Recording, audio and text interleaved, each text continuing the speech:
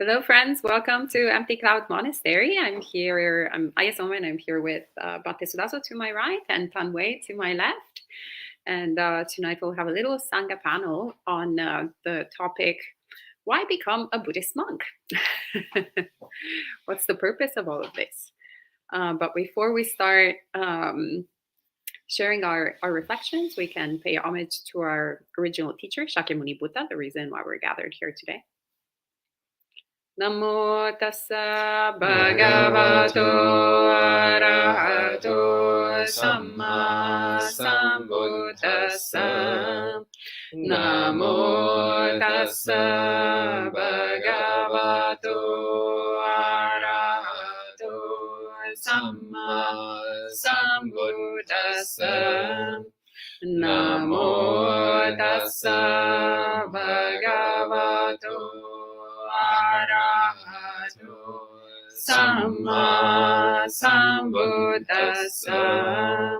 Buddham dhammam sangham namasami.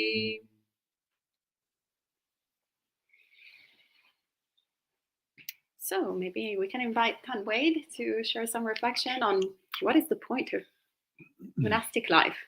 What's the point of monastic life? Well, the first thing that leaps to mind, which I hesitated to say straight up, but it's the first thing that comes to mind is that it seems to me like the optimal sort of condition to put the Buddha's full threefold training into practice. And for those of us who want to reach the highest fruit of the Buddha's teachings, it seems to me like the most efficient vehicle. Personally, in my own life, I found a dramatic dramatic rewards from the monastic life in the spiritual area. To me, it made it very worthwhile. Excellent, thank you. Bhante, would you like to share a few reflections? Yeah, so actually what comes to mind for me is keeping in mind that ultimately Buddhist practice it's all about letting go. Letting go of desire, letting go of aversion, letting go of preferences, letting go of self-centeredness. Ultimately Buddhist practice being all about letting go. Then monastic life as a life of renunciation, a life of simplicity, a life of contentment, a life of letting go, naturally is very much in line with the Buddhist teachings. Similarly to what Tanwei was saying, like if we really want to fully put into practice the Buddhist teachings to the maximum level, then since Buddhism is all about letting go, then we want to live a lifestyle that's built around letting go. And of course, it's possible to do this as a lay person to a certain extent, but when one commits fully to the practice of letting go, then naturally one starts to drop the various accoutrements and the various equipment of lay life, and eventually you wind up asking yourself why you're still taking the form of a lay person. Once you've started dropping all the gear and baggage of lay life, you start wondering why you don't just go forth and become a Buddhist monk. That's what comes to mind for me immediately. Great, thank you, Venerable. Venerables. This is actually a very good question that I think we should always ask ourselves, whether we are lay people or we're already ordained monastics, and really kind of contemplate what is the purpose of all of this. Why do we actually, wear funny clothing and shave our heads, and why do we aspire to perhaps wear funny clothes and shave our heads, or why do we not aspire to do that as Buddhist practitioners? And what do we think we can accomplish? And what do we think this is, if it's useful or it's not useful for the sake of awakening? Especially in Buddhism, we have many sort of conversations, when we have a different type of body, for example. There's actually quite, sometimes the debate in Theravada circles whether or not, it's actually even needed, bhikkhuni ordination, since there are so many other different ordinations or forms through which female practitioners we see worldwide practice. And for who is not in favor of this form of the form that the Buddha created, the bhikkhuni form, usually what is presented is actually that this form is really not needed. Bhikkhuni ordination is not needed. And that was actually something that I was presented to with by actually Atilashin, so in a 10 precept monastic in the Burmese tradition. And I was a layperson, so I was quite interested by this question that became kind of a con, still a con for me. Why be a Buddhist monk, whether it's a male monk or a female monk? But anyway, when I encountered her, I remember asking her, and she was, lamenting how she had a bit of lack of support in practicing in Burma. She's actually Italian, just like I am, and so we were talking about her practice, and she was sharing how it was very difficult to be a female practitioner in her monastery in Burma, and how the female practitioners weren't supported as much as the bhikkhus were, and just kind of like in a sort of small talk, sort of informative way, I remember sharing, by the way, there are bhikkhunis in the United States, in case you're interested in taking that other form. And she said something along the lines that her master had told her that she didn't really need to take the bhikkhuni form in order to practice 311 precepts.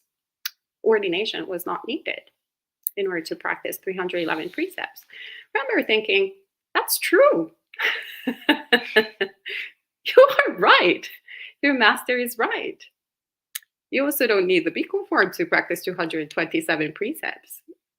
Anyone can practice 227 precepts, 311. We can also create 1,000 precepts, 2,000 precepts, 0 precepts. So what is the purpose of actually, taking the bhikkhuni form or the bhikkhu form to practice however many precepts these forms entail? And I found my own answer, the reason that, which wasn't actually through that conversation. That conversation just opened this kind of question for me, because up until then, I didn't really care too much to become monastic.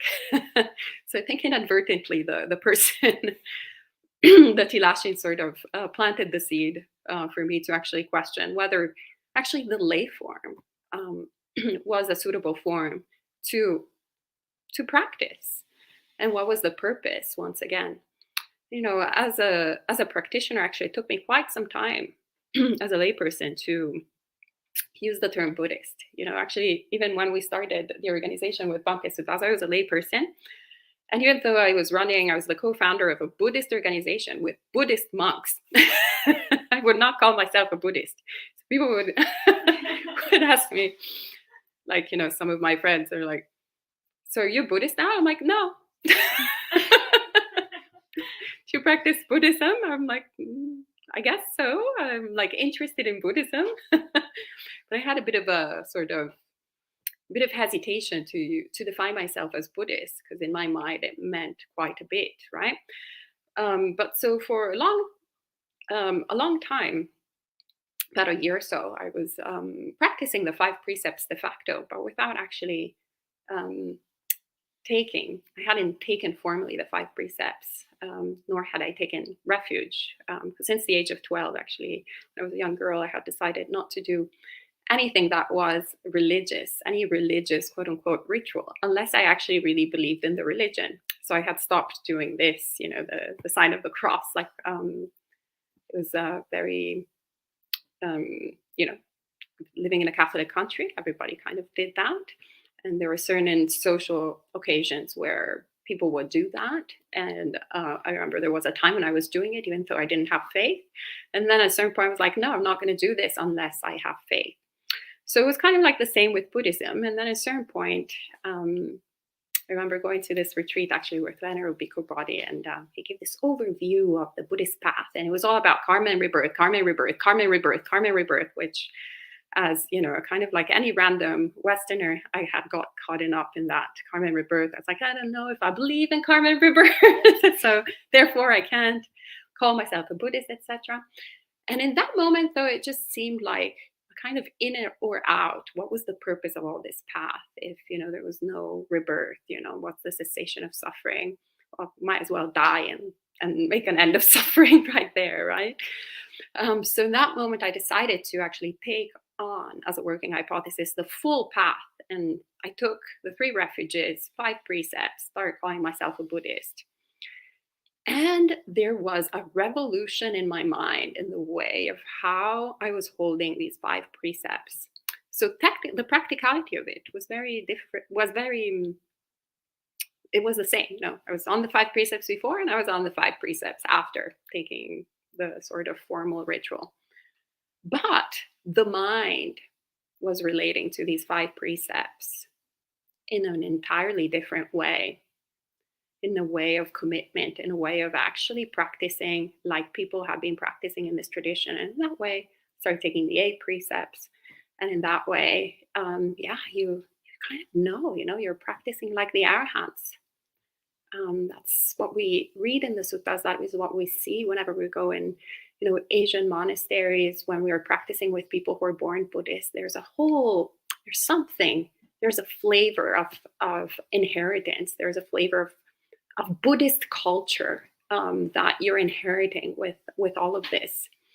And to me, that has created basically this flavor, this love of the precepts, of practicing with these forms that have been passed on to us and that have transformed the mind progressively and gradually. And so then taking on the forms that we have inherited, the traditional form, so the bhikkhuni form. And it's very, very different to practice once again, entering in the way through which the elder bhikkhunis of the past have actually attained awakening, right? Rather than just Joe the plumber practicing 311 precepts across the street kind of thing. There is something to that, and that's essentially why I became a Buddhist monk. I love precepts, and I really find a lot of support in this. It's very interesting, to open it up to why practice in this way? What is the purpose of all of this? Because I feel we take it a lot for granted. And sometimes, when we are in sort of positions where these things aren't or there's some barriers for us to kind of take these ordinations, take these forms, then, can be actually a blessing in disguise in the way that we can start questioning a little bit more whether or not we want this form. What's the purpose of it? Kind of comes with a lot of drawbacks, actually, if you're a woman. But yeah, also ultimately, if we take it on, like why, what is it? How is it useful? How is it beneficial? What is the point of all of this? Remembering also actually that in the original teachings of the Buddha, enlightenment is possible not only in this form that we are holding right now, but also in the form of a lay person. And actually in the Therigatha, there are 2 women, 2 bhikkhunis who actually attain awakening as lay women and then ordain as bhikkhuni. It's quite interesting because it's, there's quite a lot of theories in the Therigatha. And I think they're actually included in this sort of form to actually remind ourselves that in whatever form we are, we can access awakening. But at the same time, it's also quite relevant, the fact that, it's only 2 of them and not the majority. And the Buddha was like, yeah, you don't really need to be a bhikkhuni. You can really do it, like Ubiri. So it's no problem. Just really don't need the form of a bhikkhuni. Rather, as all the venerables have mentioned before, this is just designed. It's so much easier. It's a support, which is why the majority of the theories have attained awakening with this form. It is a support of the path. And so one doesn't deny the other. But actually, it's whether one practices as a layperson in Buddhism or whether one practices as monastic and layperson I got confused with the English. Whether one practices as a monastic or as a layperson in this lifetime really depends on just the karmic conditions that we have and what is the form that is the most suitable for us to make progress in the path. So this was long story, extra long. Yeah.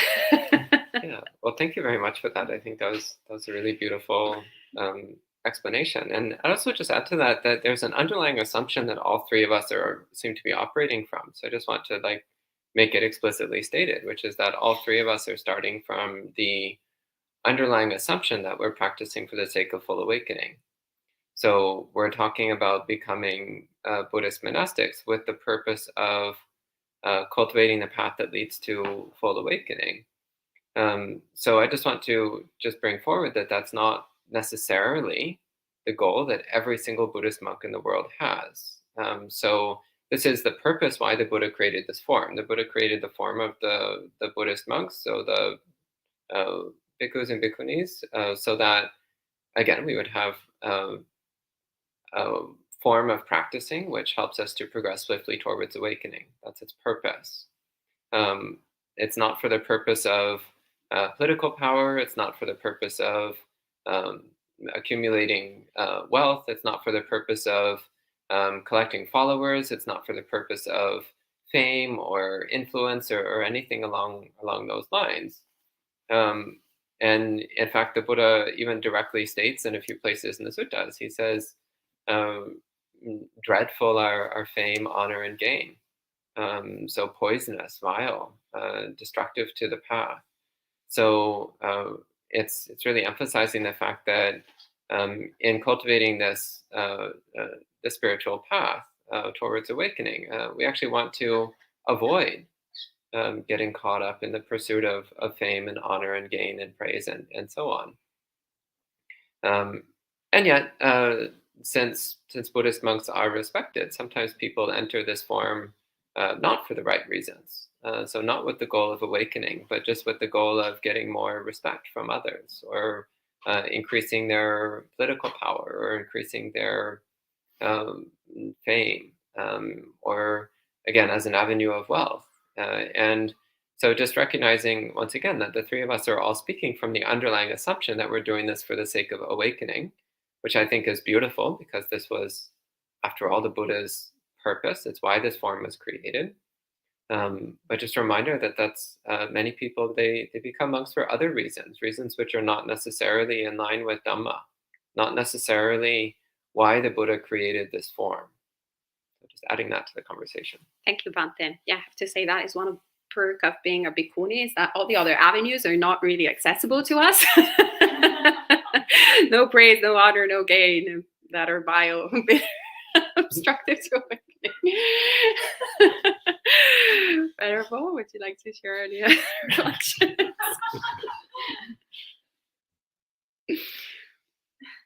Perhaps one aspect of monasticism, I think, might be helpful to understand, is that there are quite a few pleasures in the spiritual practice. The rules that we undertake are quite numerous, and they're called the patimokkha, the entryway to liberation. But they're a long list of abstentions. They sound like they're very limiting, actually, on the surface. But what they do is they kind of point in the direction of where true pleasure and happiness and the escape from suffering really lie. So by and large, we try to really limit our intake of or consumption of sensual pleasures, for example, and try not to get involved in pleasures of becoming, such as fame, for example, and reputation, that Bante Sudasa mentioned, because these are not the kinds of pleasures that lead to real nourishment of the spirit, and they're relatively low pleasures, yielding pleasures that are coarse and fleeting. If you look at the pleasures of the spirit that are generated within the spirit from a sense of blamelessness with regard to our actions, for example, or with regard to rapture gained from meditation, from equanimity and calm, these are much more delicious pleasures than the pleasures of acquired through the senses and through pleasures associated with becoming. And then beyond that, we have the meditator has access to insight and wisdom, begins to experience life as it really is. And this in and of itself is something I think that everyone would really aspire to. Living our lives knowing, how should we really live and what is really beneficial to us. Isn't it beneficial to us to really experience life as it truly is, rather than being deluded? Ajahn Chah, one of the major teachers in our lineage, taught that if you're not being mindful, then you're basically crazy.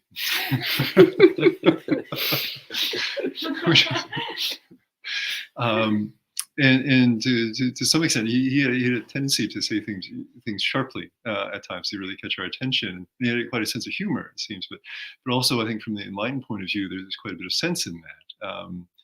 That kind of a statement, that if we're not really experiencing life as it is, if we're deluded, and if we're following our likes and our dislikes around, then we make choices that aren't really to our best welfare. And so if we can clear the mind and bring it together and witness life as it really is, then that's really to our advantage.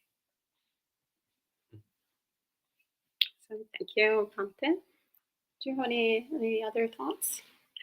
Nothing comes immediately to mind, unless there's a particular aspect of this topic you'd like me to speak about.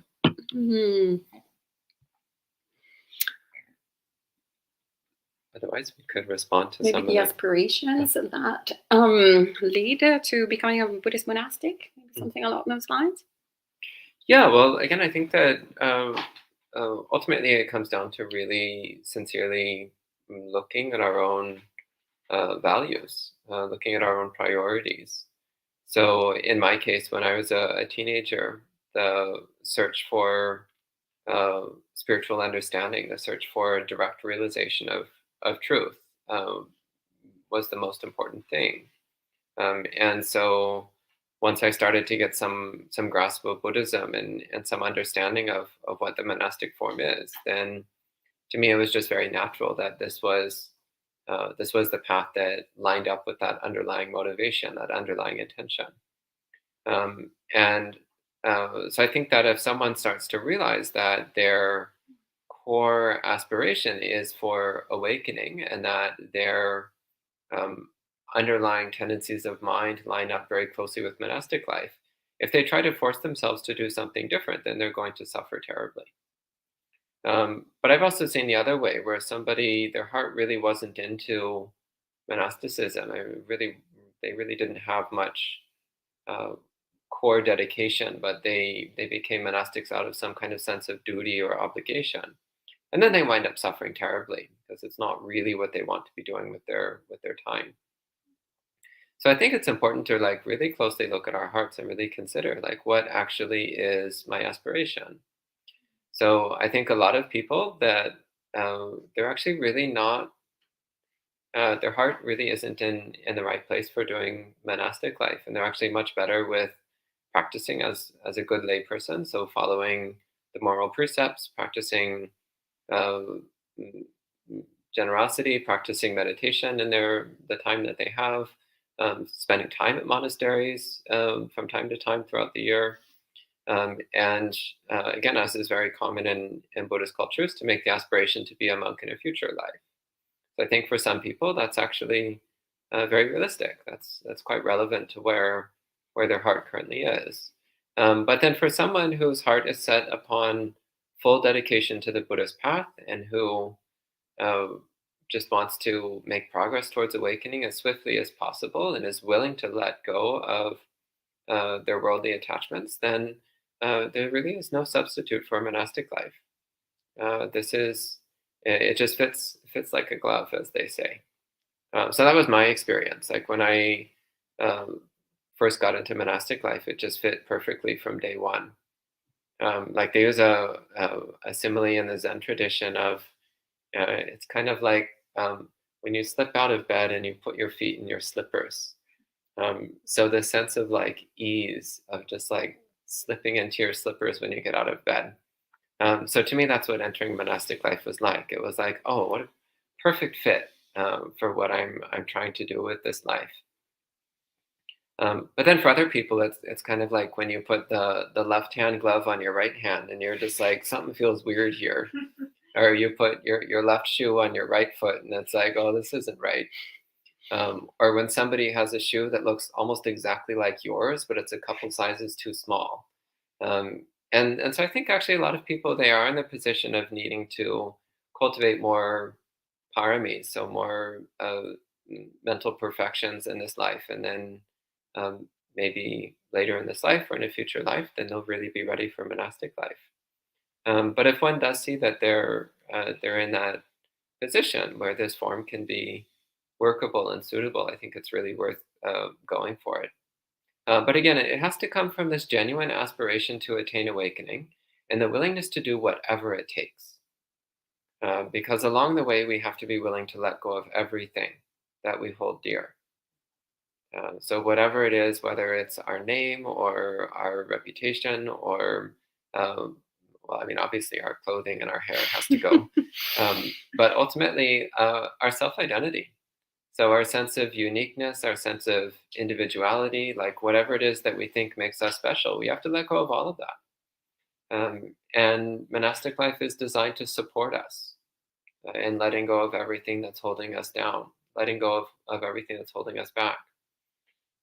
So if one is ready, there really is no substitute for this. This is the high-speed train. Thank you, Bhante. Yeah, with only one destination, by the way. Luckily, that's good. Choice is not happiness in this case. Would you like to say something, Venerable? Perhaps I wonder if it might be appropriate to say something about temporary ordination. Your comments, I think, of Bhante said also are excellent with regard to a long life. A lifelong kind of determination in the robes. And so I wonder if we look at it from a point of view of it's actually not commonly known that Buddhism and monasticism does not have to be a permanent choice. And so while some may aspire to awakening and commit to it for internally, although there's no external commitment required for a very long time, there is the possibility of ordaining for a short time as well. And this for someone who's spiritually inclined could be a wonderful kind of coming of age kind of time in for example after high school or after college or something like this.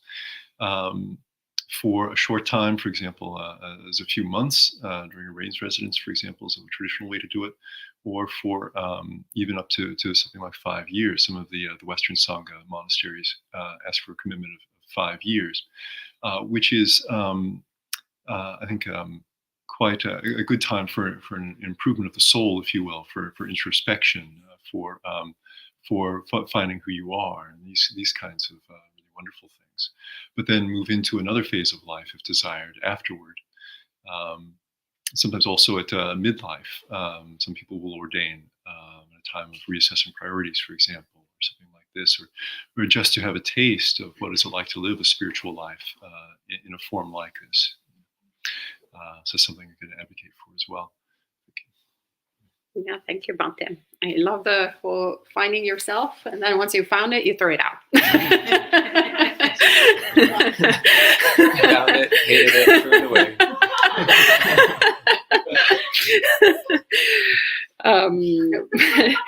Yeah, I feel like there actually can be so many Buddhist humor. Find yourself and throw it away. There can be also like lots of stereotypes that we might have. Definitely, I had a bunch of stereotypes when I remember actually when I first met Bhante Sudaso. Bhante Sudaso was the first young monk that I had ever met in the monasteries that I had been to. Everybody tended to be a little bit on the sort of older side. And back then you were like 28 or something. I remember I was on retreat at Bhavana Society, this monastery in West Virginia. I remember looking at Bhante Sudaso and thinking, wow, must that be really depressed? So young to get into the robes. Wow, Mom, what has happened to him? There is, then actually when I ordained, or actually rather before ordaining or in that process, I remember talking to my parents and about my aspiration, and my mom going, "You're still young. You're not ugly. What do you want to do this?" And I was like, "Okay, thanks for the not ugly." I guess. Almost a compliment. Yeah, almost a compliment. She's Italian, so that's like a very big compliment in her dictionary, I guess. Some of the, but but the you're not old. That was very interesting to me in the sense that I was like, yeah, precisely because I'm not that old. I want to ordain. Like I still have energy to do this path. Like I wished I had found it beforehand. So like my mind had shifted. But also, I remember actually recently in Italy, this man at a certain point, we were actually doing a Catholic Buddhist dialogue, and this man had asked me, why I had ordained, etc. And then at a certain point, he was very perplexed, and he's like, "So, what kind of trauma did you go through?" And I remember being a little perplexed more than him, but then understanding why he was perplexed is because all of my story of ordination didn't have like a major sort of traumatic event that led to the ordination. And so, but it took me a while, and so I was like, I don't know, I was born, and that was the most traumatic event that led me to ordain. But I feel like all of these questions, and also the question that arose in my mind when I had seen Bhante Suthasan, come from that idea.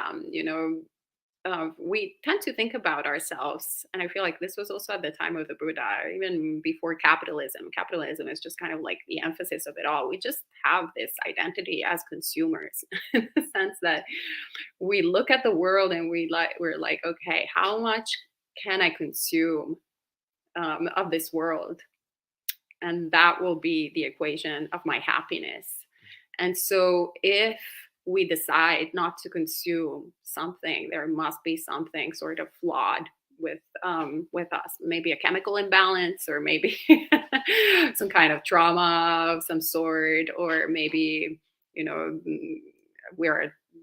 there's something at this stage of life where we can't get what we want that would otherwise make us happy. And so there's this idea that we need to consume, which is why capitalism has this like society that we live in is capitalizing essentially on this wrong view that we all have, that the more we eat, the fuller we will become. But in reality is how much, coming from Italy, lots of great food there, and have had lots of great food over and over again since I was born. But has it ever actually been truly satisfying? Well, clearly not, because then I moved to the UK, and then from the UK I moved to the United States, right? So there's like this constant trying to look for happiness in what is completely unsatisfying. And that's fundamentally the biggest wrong view that I think we overcome when we decide to take this form. We're like, okay, clearly, at least for me, it was an acknowledgement of really it does not work. There is such a thing as the dukkha, so the suffering of getting what you want. Actually, I feel like these days we can, especially in the United States, there's lots of suffering of getting what one wants. You go to New York City, the people have so many things, and not only physical but experiential. There's that, because we're consumers not only of like objects, not only of things, but of experiences. New York City, I remember when I moved there from Europe, I was like, oh, finally, you can be whoever you want in New York City. Incredible. I'm going to take advantage of this. And I did. It's awesome. You literally can transform yourself into a different person and find like-minded people. It's literally the biggest playground of samsara. And actually, yeah, when you start analyzing this through the lenses of the Dhamma, you understand how basically we get wrapped up in this cycle where we think it's just so unique. And we think that this relationship is really new, this job is really new, this experience, this neighborhood is really new, this meal is really new. And then it grows old. And so we're like, then it must be this other thing. That's the fear of missing out, right? What is there that like, where's my fix, essentially? And so I feel like this is really what I think actually moves us when we're looking for liberation, this understanding. And that can happen at every single age. Actually this weekend we'll have 2 ordinations here at Empty Cloud. One Salanera, one novice ordination of a 19-year-old kid who has this dispassion at 19 years old, and another 50-year-old kid who's taking more precepts because he's liking this renunciation and becoming happier and happier. And actually we see this since the time of the Buddha. Yeah, like the Therigatha, for example. So the verses of the elder bhikkhunis, they all find the path and practice the path at all different stages of life. So very young or very old or in between, sick or in good health, rich or poor. So it's really about having that moment where we're actually understanding the sort of unreliability of whatever we're pursuing, and we go forth. And it's just so beautiful to see also the universality of all of this. That doesn't matter whether someone is called Metico, Sudaso Soma, Buripano / Wade. And or it's different names, from the past, whether it's Upalavana, whether it's Mugalana, whether it's Sariputta, it doesn't matter. Like we're all actually having the same experience. Okay, maybe we should get some questions that have popped up. Well, first of all, hello to Julie, Rick, Kumu, Geeta, Mary, Let It Go, Let It Be. That's a very good name. Douglas, Drums, Bhumika. Difference is spreading. Sud and Sud, congratulations for your new child. Welcome to the world. May they not come back to this world again. May this be their last rebirth. I'm sure you're going to make it happen for him. And hello to Anonymous and all the other friends. Okay, let's see the questions. Oh, Let It Go, Let It Be says, your robes and bald heads. I appreciate the dedication. Oh, thank you. You missed the hearts. I think they're saying, love your robes and bald heads. Love your robes. And Drum says, I've always been interested in becoming a bhikkhuni, but haven't connected with the Mahayana tradition. I'm thankful for your insight on this topic. Well, I'm actually ordained in the Theravada tradition, so I haven't connected in that sense with the Mahayana tradition either. But yes, there's currently bhikkhuni ordination as well as bhikkhu ordination available in the Theravada tradition, Mahayana tradition, and also the Vajrayana tradition. Yep. Good times to go forth. And Anonymous says, we're becoming monks in 4 years, not able to now because of duties. We're using the time we have to practice diligently. What chanting do you chant at your monastery? Actually, Tan Wade, since you were doing some beautiful chanting. Oh, thank you. I didn't catch the beginning of that question. I apologize. They were just asking, what chanting do you chant at our monastery? What chanting we chant? Sure. Well, we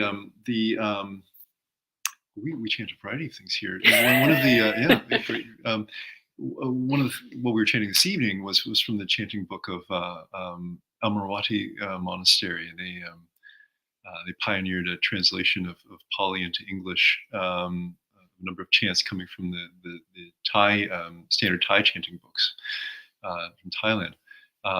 And so their chants, their chanting book, I believe, can be found on their website. Either at amaravati.org or perhaps at forsangha.org, perhaps.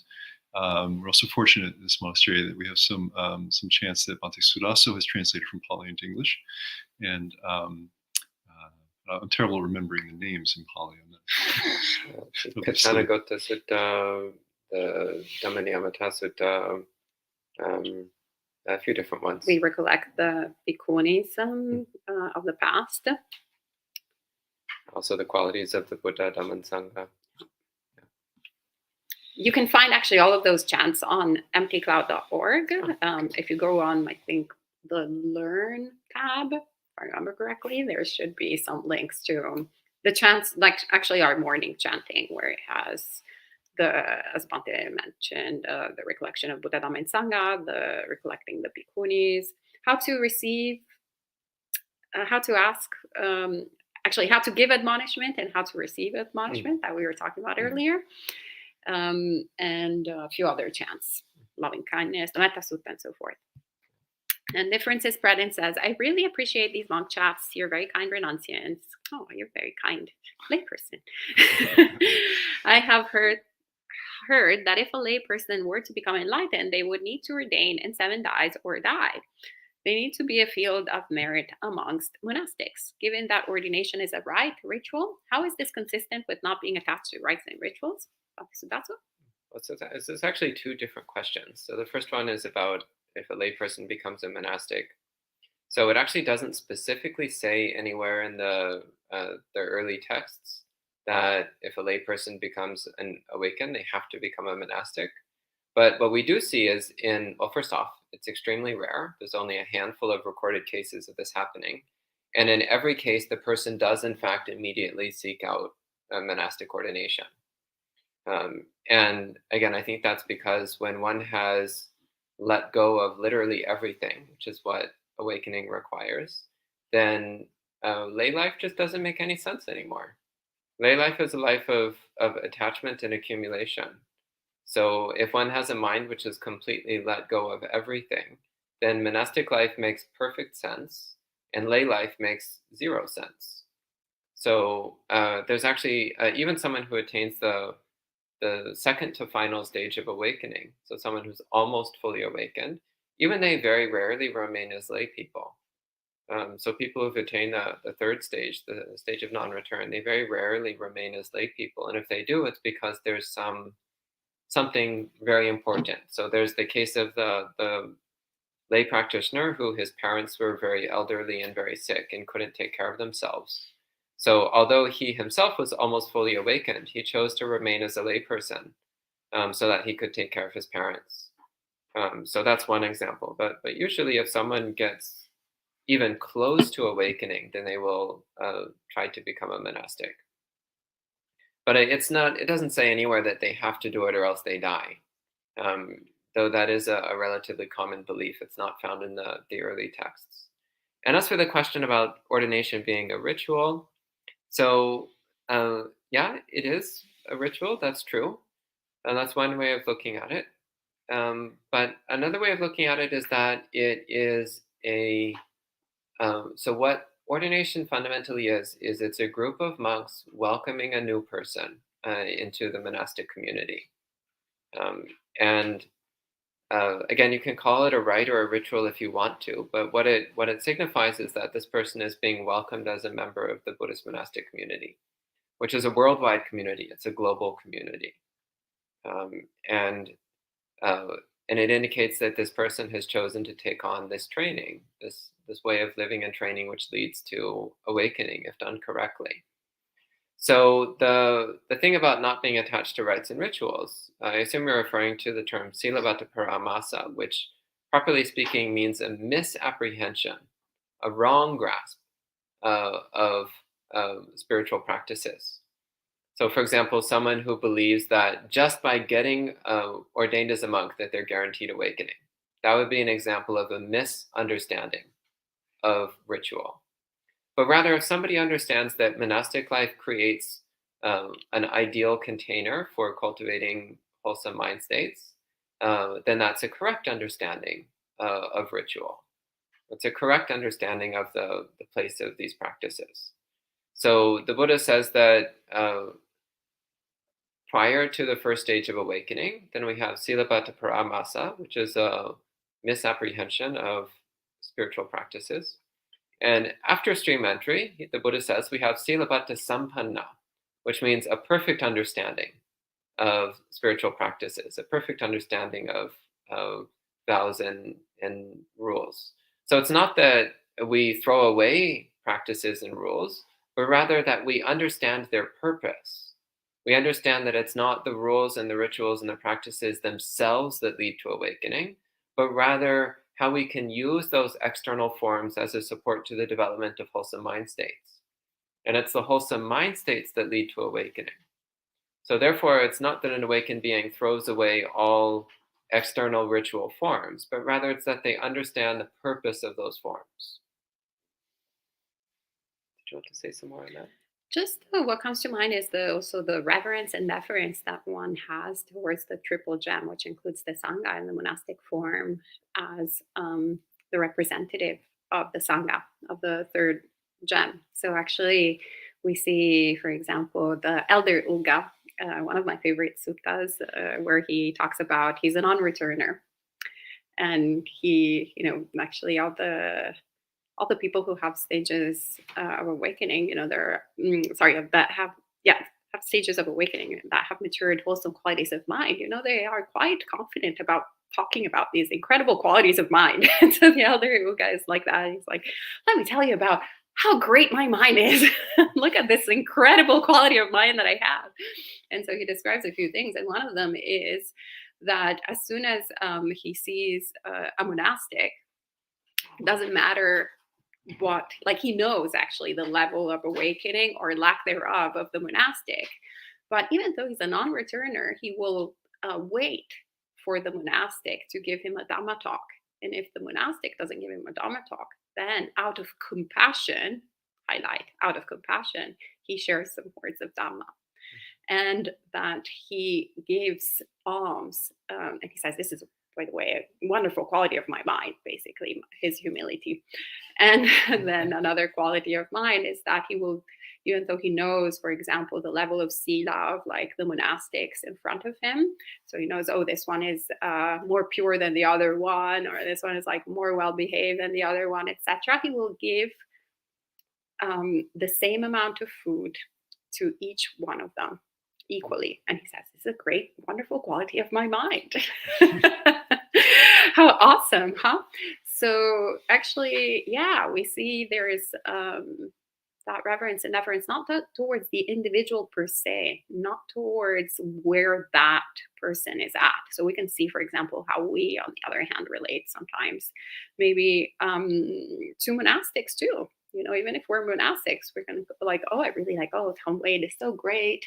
Oh, I really like bowing to Tan Wade. Look at all his wholesome qualities. But, Tan Bob over there, he's like quite unimpressive. Yeah, I really don't want to bow to him. Like, that's disgusting. Actually, he should bow to me. So that's really, what happens in our unenlightened mind. So that is the horrible qualities of our mind. So you see, the more actually we attain stages of awakening, the least we are kind of hooked up with that, and the more reverence and deference we have towards this form, regardless of who is wearing it. I don't know if you, Tan Wade, had anything to add.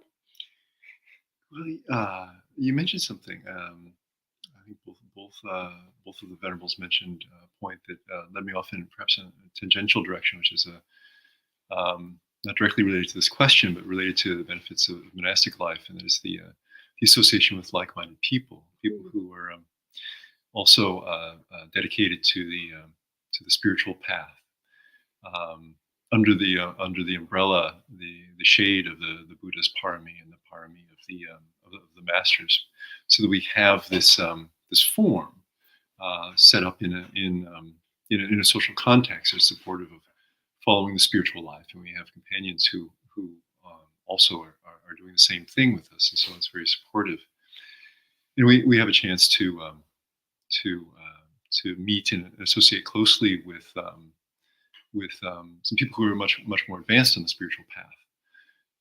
This is a real treasure. I remember being with some friends and I had been paying respects to a teacher at one monastery, and it was just being in his presence was for a short time, just for 5 or 10 minutes, paying respects to him and chatting with him a little bit, we came away with such smiles on our faces. We felt so good, and we turned to each other and we said, "Well, if that's how it feels just to be with him for 5 or 10 minutes, and what must it feel like to be him?"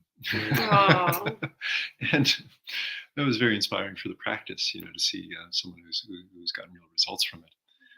So I remember also a quote comes to mind from Tenpo Fung. He said, oftentimes Buddhism is cast as being about the suffering in life.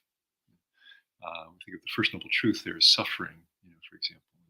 And that may be what causes many people to look into Buddhism or to embark on a spiritual path. But it's also about the wonderful pleasures and experiences and the wisdom that come from it as well. And one of so this teacher Tenpo Fung, he said, reflecting on his teacher, he said, "Well, he was the one who showed me the light in life." And I think for many of us, when we think of our teachers, we think in that way also. It brings quite a moving feeling to us. The ones who brought us into this form and helped us along the way to find real benefit. Sadhu, thank you for sharing that. That's why we like to bow to him. I was feeling bad for Tan Bob. There is no Tan Bob.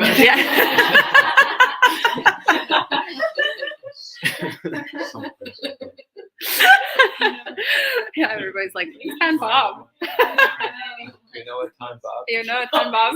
It doesn't go like Bob. Robert. All right. And Please send Julie. him our respects. And Julie asks, any thoughts on waiting for our children to grow up before we ordain, either from your experience or a monk that you know? I mean, usually, yes, the advice is to wait for your children to be grown up, at least 18. One exception I know of was someone who had a child that was 16, but they had other relatives who were taking care of them for those last couple of years until they reached 18. So they made sure that their child was in good condition and they were being taken care of and that they were okay with what the parent was doing. Yeah, generally speaking, if you have children, then you have a responsibility to take care of your children until they're able to look after themselves as adults.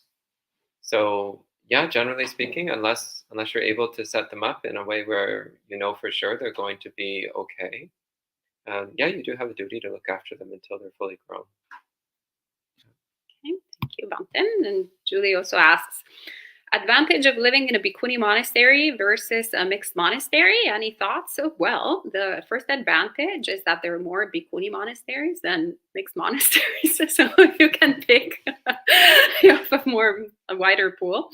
Well, we're the only mixed monastery in the Americas. And I think there are other 2 mixed monasteries in the world that, in the Theravada tradition. So in the Mahayana tradition, it's much more common. Yeah. In the Theravada tradition, it's very uncommon. Yeah. And the other 2, one is in New Zealand, one is in Australia. So a little bit far away from here. I know you're in Canada, Julie. So yes, that would be the biggest advantage.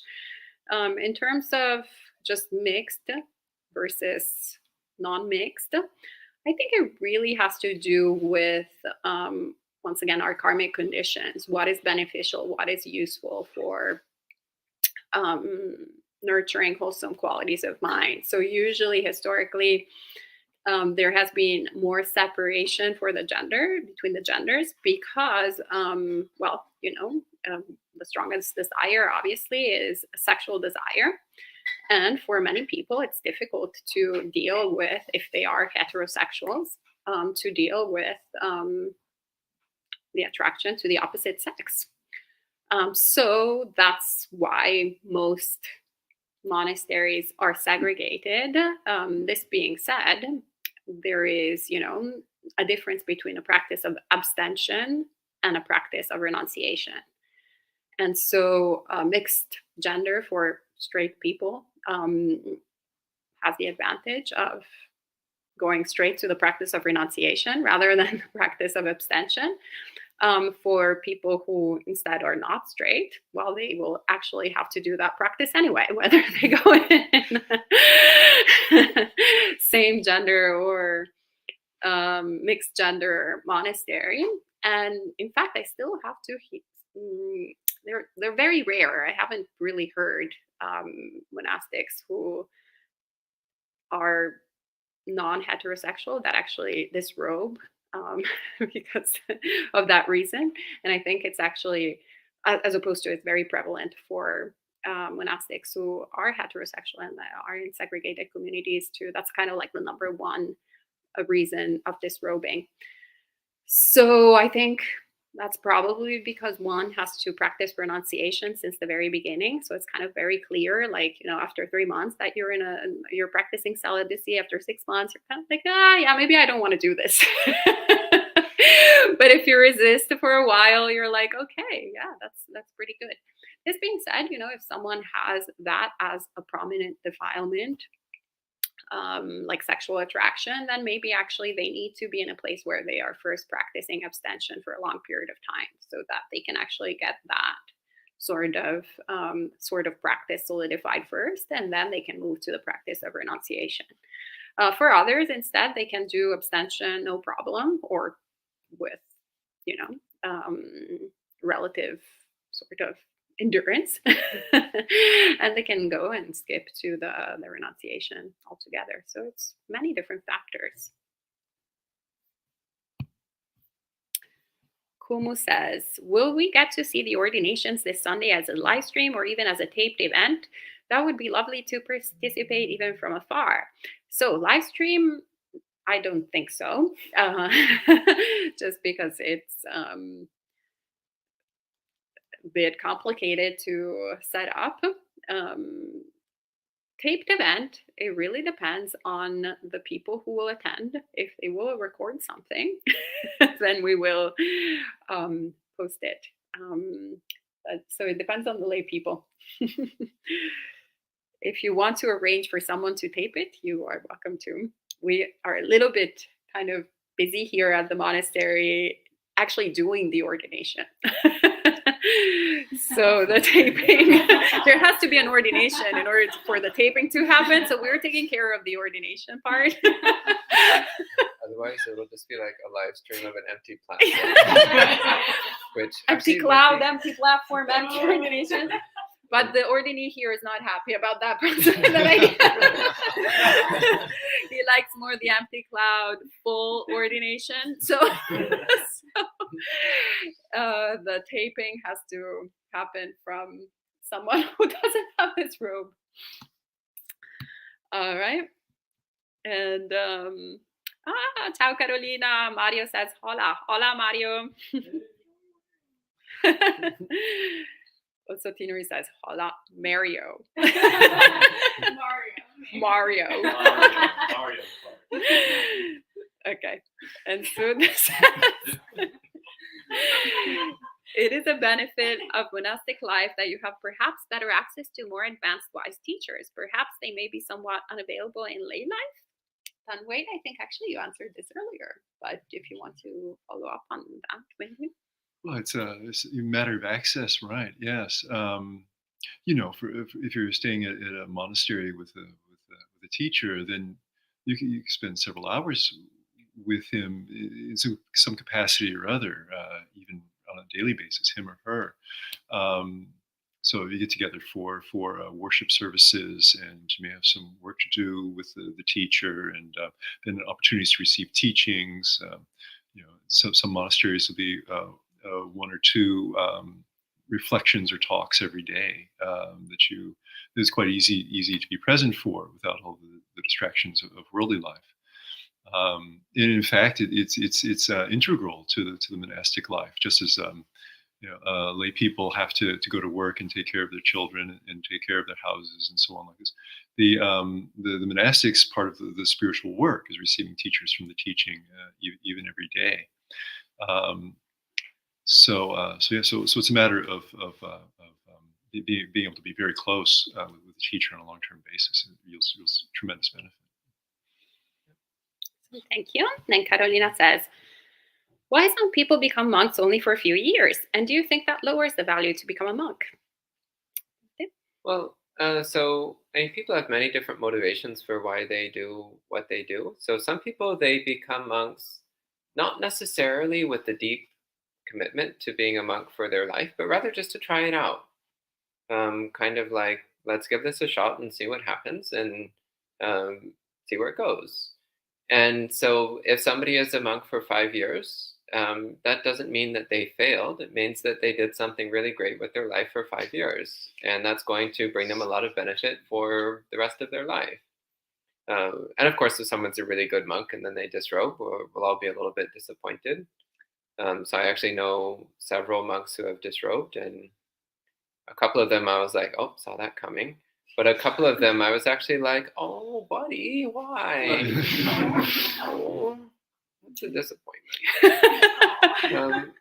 So it's, but again, it's recognizing like, okay, they have their reasons, and the time they spent as a monk is not wasted, because hopefully they spent that time developing wholesome mind states and developing a certain degree of wisdom and kindness and serenity, which will support them in their practice as a lay person. And again, some people, they actually start off thinking like, I'm just going to do this for a short period of time. Actually, my preceptor, he started off as a 1-month temporary ordination. He was just planning to be a monk for 1 month and then get back to whatever life he was living. I actually know what life he was living, but that's another story. So he was just doing it for a month. But then at the end of the month, he was like, actually, this is pretty good. Maybe I'll do it for a few more months. And at the end of a few months, he was like, actually, I'm really digging this. Maybe a few more years. And now it's been like 40 years, and clearly he's having a good time. So sometimes that's actually how it goes. Does it lower the value to become a monk? Well, again, like, it depends what you mean by the value of becoming a monk. Like, we do this in order to attain awakening. So I think, and some people, they do get into monastic life for the wrong reasons, as I mentioned earlier, and that is a bit sad. But other people, as I said, they just want to try it out and see if it's good for them. And actually, I think that's a really beautiful thing. I don't see anything particularly wrong with that. I might add just a tidbit.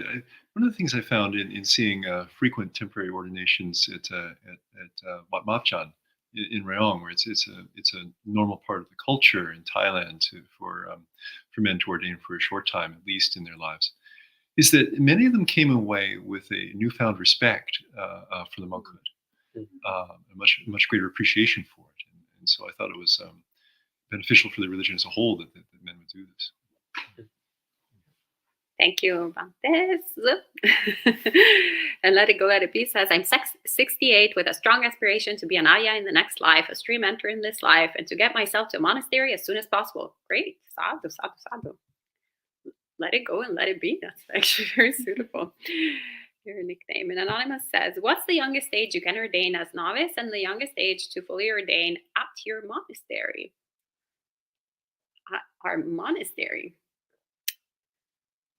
Well, we don't really have official rules here, but the basic minimum in the monastic code, so this is universal, there was actually no minimum age for novices, though there is a custom not to ordain people younger than 7, I think. But technically, there's no minimum age. But the youngest age for full ordination, according to the monastic code, is 20. You have to be 20 years old. Well, for bhikkhus. For bhikkhus. For bhikkhunis, for some reason, for women, it's only 12 years old. We're wiser. It's better karma. Sorry.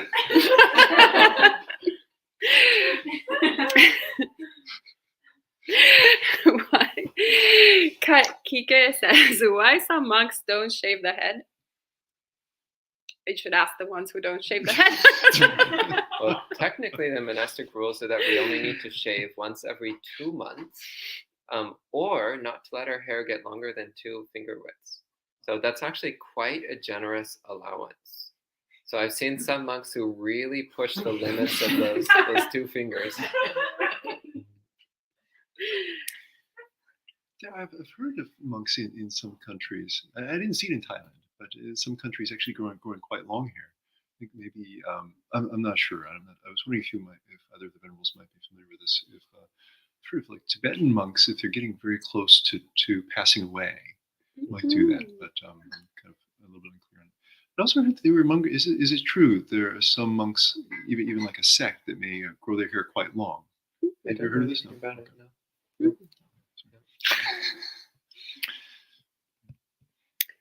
Francis Bradley says, thank you for responding to the question. I meant how specifically, how is dying after 7 days, if not ordained, consistent with not being attached to rites and rituals? I don't perceive a contradiction otherwise. The relationship to rites and rituals generally in regards to awakening was beautifully expounded by at the beginning. And again, it's lovely to hear you speak about this topic. Once again, I think it has nothing to do with rites and rituals per se. So once again, I think of the assumption that ordination is a rite and a ritual. I mean, there is a rite and a ritual, but it's not that, for example, I wouldn't think that necessarily. Actually, the example of the Buddha, like, it's not that he stopped doing everything that he was doing. Actually, he was also going on retreat, not because he needed to like eliminate the defilements from the mind. He had already done the job, but actually he does it also out of compassion for other people. That's pretty much what he said. Yeah, let me go on retreat. The whole vasa. It was great. I pleasantly abided. And it's also for it's an act of compassion. You lead by example.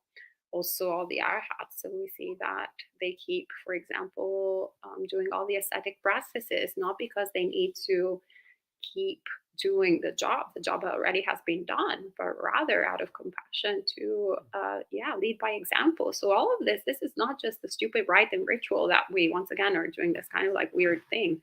But it has a lot of meaning. And I feel like that's the biggest hindrance that we have when we're actually not born Buddhist and we start practicing Buddhism, is that because all of this is a little bit foreign to us, we associate it with whatever kind of perceived rituality that we have grown with in our own religion and we have stepped away from. And so then we kind of categorize everything in the same sort of lump of thing. Because I used to do the same exact thing. I was like bowing, okay, whatever, Buddhist ritual, I ain't doing that. It's no different than this. But actually that way, yes, it's also bowing. It's also a ritual, but it's also a way of practicing humility. It's also a way of creating the conditions for saddha, for faith to arise in the mind. So many different things that are actually embedded in all these forms. And so we have this inheritance from Asian Buddhism, from traditional Buddhism, that we really need to take with a lot of respect and really see how it's supportive to the mind. There's also some junk here and there. Of course, it's 2,600 years of tradition. So it's not all like 100% pure. There are some stains here and there, but to toss it all out, I think it's it shouldn't be done. So to take it all in, it shouldn't be done. It should be really seeing what are the effects on the mind. Is it supportive or not? But yeah, that faith is very inspiring to, I think, kind of no Asian Buddhist who's born Buddhist actually asks that question, right? It's like kind of like, of course, the Sangha. It's a beautiful thing. And Kike says, I noticed there are more male monks than females. Do you think there is a reason for it? Yes. There is. So 2 words: systemic misogyny. Next question. Ethan says, any thoughts on desire to ordain versus being around to help older mid-70s but not yet dependent parents as their duties get harder for them? to take care of. Yes, this is actually very much my experience right now. It's very interesting that you asked this question. But actually, let's see, maybe I can ask the venerables.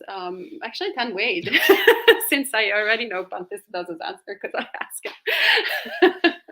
Please. Well, yes, this is a very important question to ask oneself if one's considering ordaining, both relationship to parents, also any other dependents such as children and so on. One has to take a very hard look at the situation, a very realistic look.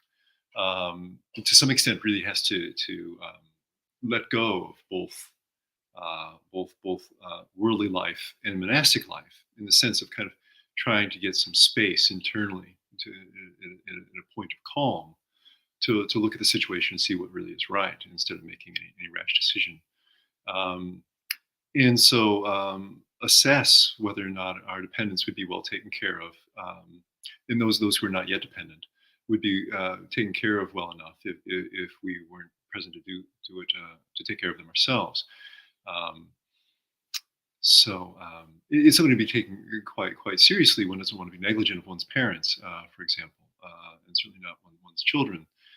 In fact, in this tradition, it's required that we obtain permission from our parents before ordaining, and so having a thorough, thoughtful conversation with them, at least before making any decisions, is well advised. Great. What if the person is already ordained? Okay. Maybe we can talk about it another time.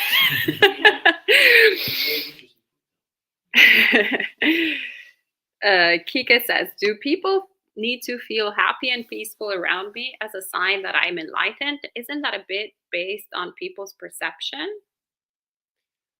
Yeah, so don't base it on the people around you, because they're going through whatever they're going through. So yeah, I wouldn't say that, because if that was the case, then everyone would have been enlightened when the Buddha attained enlightenment. So each person is responsible for their own state of mind. So it is generally true that when we're around people with very pure minds, that we tend to be a bit more at ease, as Tanwait was mentioning earlier. But that it doesn't necessarily mean that if you attain awakening, everybody around you instantly becomes like joyful and peaceful, because they still have to work through their own defilements and desires and all their own problems. I wonder if I can add to that. Mm-hmm. Sometimes it can be really wonderful to be in the presence of someone who is been practicing quite a while, I think. But also sometimes, out of compassion, they make life quite hard for you. So more than once, probably every student has walked away from the teacher quite angry, because he or she has been tugging at your attachments and taking away the things that you really think are so important to you, and this sort of thing. Yeah, I could tell some stories. Oh, and Kika is Mario. Hola. Okay, ciao, Mario. And Nisa was here. Hello, Venerable. Good to see you. And Sud says, dear Venerables, I've heard it's easier to meditate as a monk, which I guess is a benefit of monk life. But how much on average do female and male monks meditate in a given day? Is there a set requirement for monastic rules? I love it. That would definitely reduce the amount of monastics.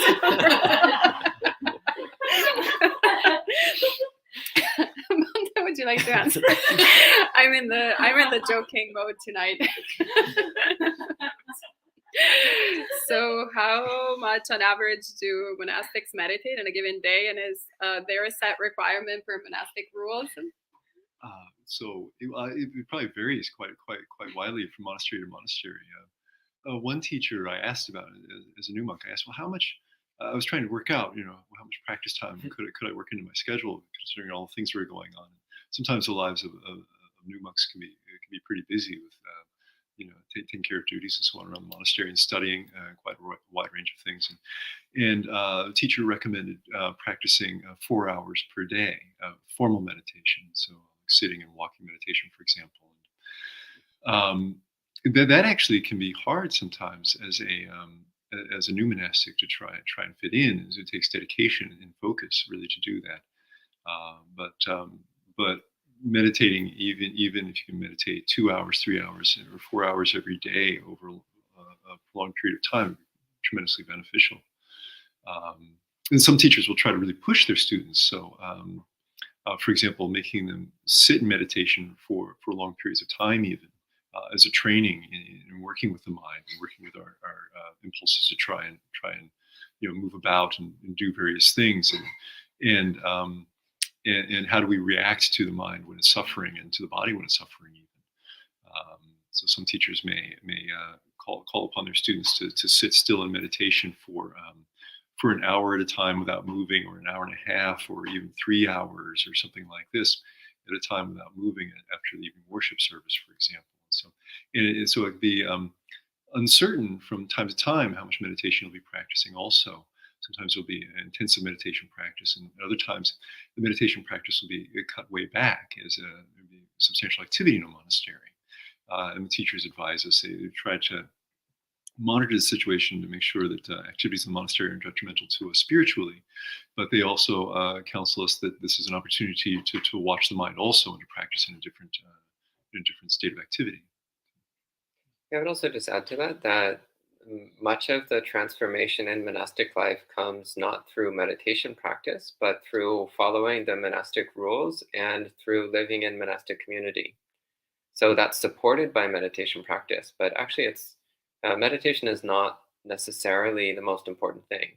So you might meditate only for a couple hours a day, but through following the precepts and living in community, you'll still make much quicker progress than maybe if you weren't a monk, but you were practicing a couple more hours than you were. So it's not just the number of hours you meditate every day. Monastic life, it's more about the rules and the community. And Carolina says, sorry, it was already asked, but what is the oldest age to be ordained? Well, actually, by Vinaya, there is no term. This being said, I think there's a Thai saying, right, that it's easier to work the wood when it's young, or something like that, to bend the wood when it's young. So,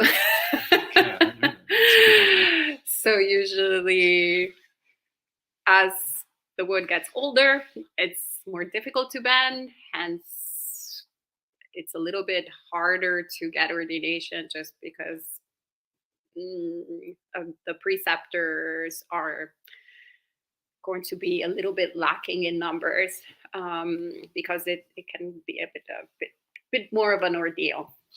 Of course, this depends on the candidate. It can be also like a very very soft wood, old wood, or very like difficult. I've met some young wood that was pretty hard and inflexible. Exactly. That's what I was trying to say. Thank you. And Taniso says, I'm curious about any insights into the monastic life you all have gained from your encounters with monastics from other traditions. For example, the Christians you may have met in Italy. Also, congratulations to soon-to-be monk Mexico. Sadu, sadu, sadu. Any insights into the monastic life that you have gained from your encounters with them? Yeah, well, actually, since Bhante Sudasa and I have been going to Italy on a regular basis, we're having actually all these beautiful dialogues and connections with monastics there. And I have to say that for the first time, actually, even though I was born and raised in Italy, I was also baptized, so technically I'm Catholic. I was Catholic anyway. I never really quite understood Catholicism, and I actually have to say that I still don't quite understand it fully, disclaimer, but I'm understanding it a lot more through the monastic dialogues that we're having, and thanks to the Buddhist lenses through which I am understanding the practices that they do. And I'm actually amazed by first and foremost, the Dana Parami, I have to say, in Catholicism is so developed. So the perfection of generosity, as we call it. So we have received personally as individuals, individual monastics, an incredible amount of hospitality and of generosity and of welcoming that it's mind-blowing. And the fact that actually the monastics, the majority of monastics do it with every single individual who knocks at their door. Basically, the practice is to welcome everyone as if they were Jesus Christ. And not just in a theoretical way, like an actual practical way. And it's just so beautiful to be treated like Jesus Christ, I have to say. It's just really incredible. And no questions asked. That's also why I'm saying they're a perfection of giving. That is something that I've never seen. Like going in these monasteries, there's no, here, we're very kind too, I would say, in Buddhism, but, like, and we host people. There's actually quite a few residents here. But, people can't really come to Empty Cloud and do kind of like whatever they want, no questions asked. You have to like wake up early at 5 a.m. to go to puja. And then there's a work period. And then there's a full-on schedule. So I have to say that I was like, wow. I mean, it's really impressive how, you're welcomed in these places. Also room and board, everything. They literally treat you like Jesus, and there's no expectation for you even to be practicing with Christianity. It's quite remarkable, especially because it's also, how do you say, proselytizing religion? Like, how do you say the evangelical? Like, yeah. So, but they don't actually proselytize. So it's actually quite interesting. Clearly, I mean, we're kind of lost causes. So, so there's not like that, even that interest in offering the hospitality, but it's really like just this genuine practice. Or we met these other sisters, the nuns close to my parents' home, where their practice is to go in war zones, and they actually wear somewhat kind of lay anonymous clothing and have just a little cross here. And they usually try to find a job or something, and their only purpose there is to help people. Like they go there and help and see, how can I help you? How can I help you? How can I help you? And just this kind of constant helping.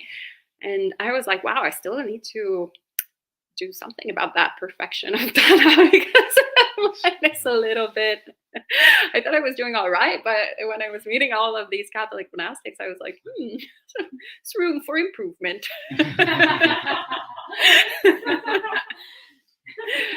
So that's my story. I don't know if Bhante, you have any.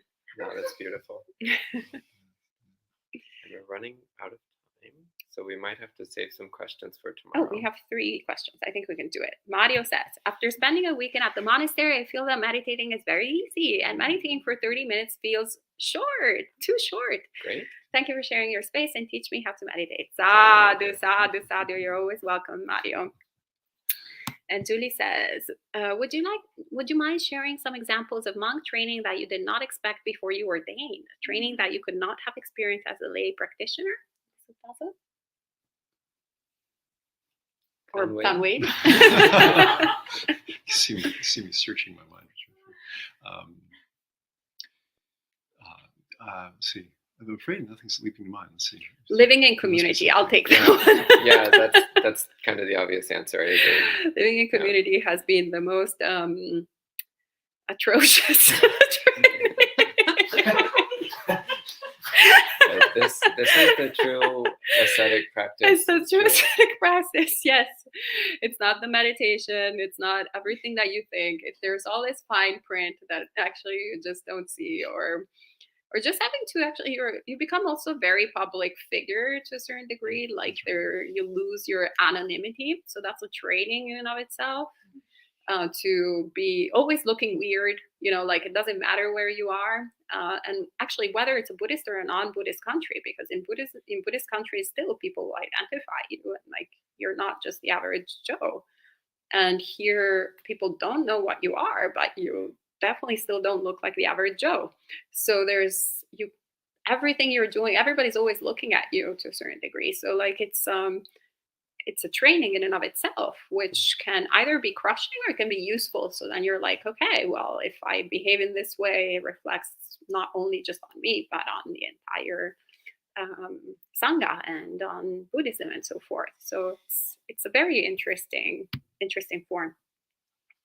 And Carolina says, if meditation is not the most important part and living in community and practicing the precepts is, then why do monks meditate for hours? Because that's the only way to survive living in community.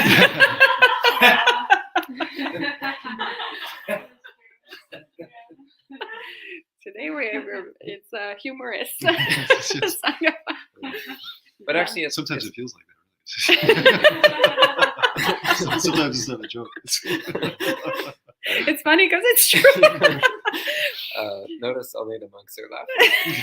So, but also because, well, one, meditation, if you do it right, meditation is very pleasant, at least some of the time. Also because meditation helps to purify the mind. It's again, meditation is necessary for awakening. But meditation in and of itself is not necessarily sufficient, which is why we do the other practices that we do. If I may add, I apologize. I answered the question about how much time you meditate in a monastery from one point of view, but from another point of view, there are monasteries that really try to maximize how much time you spend in meditation each person. So, for example, the Mahasi Meditation Center in Rangoon, I had a chance to stay there, one Rain's residence. It's basically formal meditation all day long, except for just the meal, really. In some of the monasteries in the Western Sangha of Ajahn Chah will set aside a few months every winter for dedication to meditation retreat.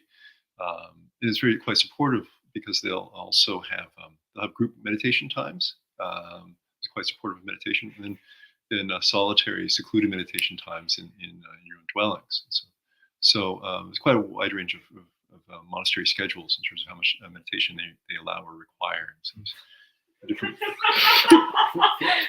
We should show that there's a caddy. Visit. So, but so depending on how much you're interested in, there's probably a monastic situation that would suit your wishes. Okay. All right. Well, I think that's all then for this evening. Thank you all for joining us tonight, and we'll be meeting again tomorrow at 8 a.m. New York City time for some sutta study, and then tomorrow evening monk chat, and then that's it. All right. We can end with 3 sadhus. Sadhu, sadhu, sadhu.